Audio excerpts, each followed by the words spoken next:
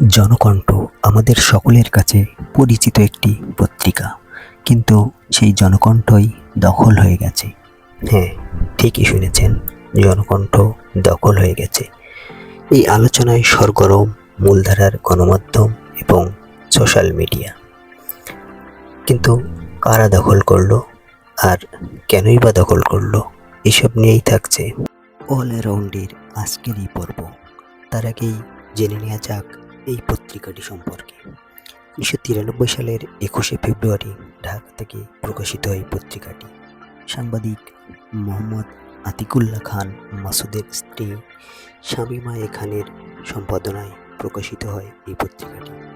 সম্প্রতি ঢাকা থেকে প্রকাশিত এই পত্রিকার সম্পাদককে অবাঞ্ছিত ঘোষণা করে নিজেরাই একটি সম্পাদকীয় বোর্ড গঠনের ঘটেছে পত্রিকাটির একদল কর্মীর বিরুদ্ধে। জনকণ্ঠ সম্পাদক ও প্রকাশক শামীমা খান অভিযোগ করেছেন, জনকণ্ঠ ভবনে মব সৃষ্টি করে অবৈধভাবে দখল করা হয়েছে। আর এই অভিযোগ বিএনপি এবং জামাতপন্থী একদল সাংবাদিকের বিরুদ্ধে।